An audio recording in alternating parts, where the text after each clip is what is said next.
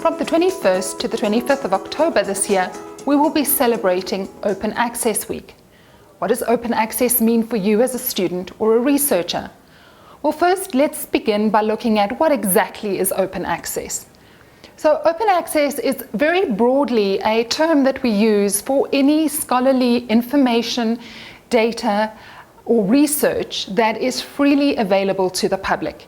There are different ways in which you can do something that is open access.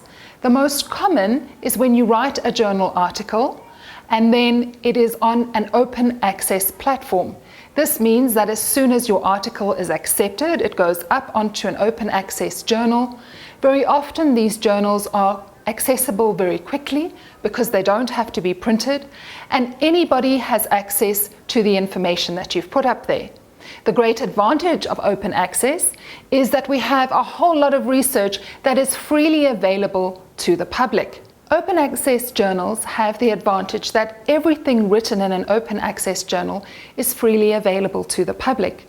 One of the reasons that many funders are beginning to support open access more and more is because they argue that they've already paid for this research to be done. Why then must it be published in a domain that very few people have access to? The great benefit of open access for students is that it is information that is easily accessible from your laptop through the internet. It's information that is free. It is information that you very often get from a reputable journal. But here's where we need to take a moment and pause. Not everything that is open access is reputable, and not everything that is open access is not reputable. So you have to look at what is the journal. Is the journal on an accredited list? And then you know whether it is a good journal or a bad journal. So back to the issue of students and why is open access so fantastic for young people studying. Firstly, as I said, it gives you access to information for free.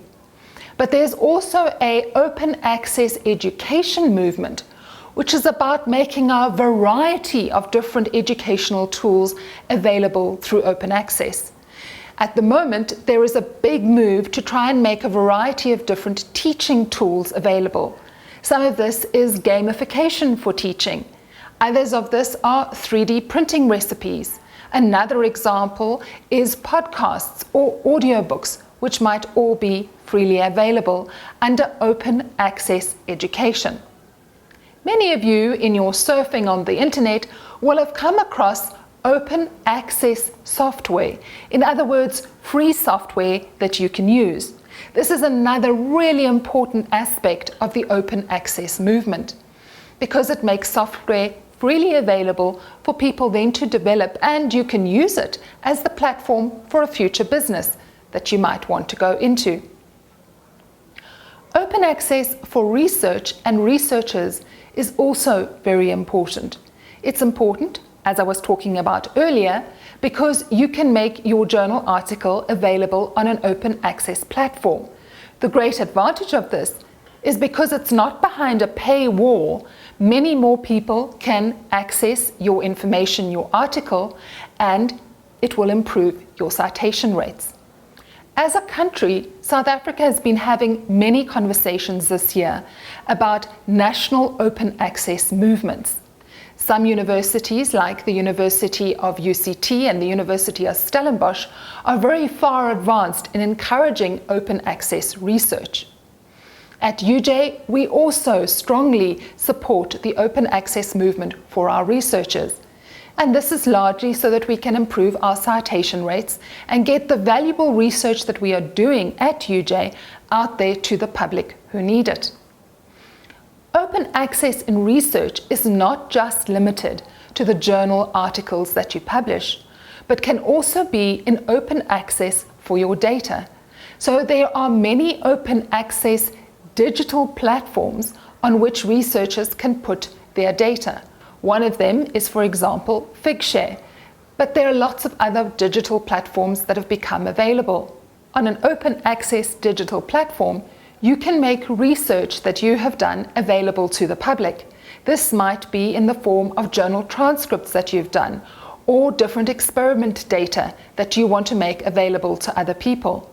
The great advantage of doing this is that you grow your research community.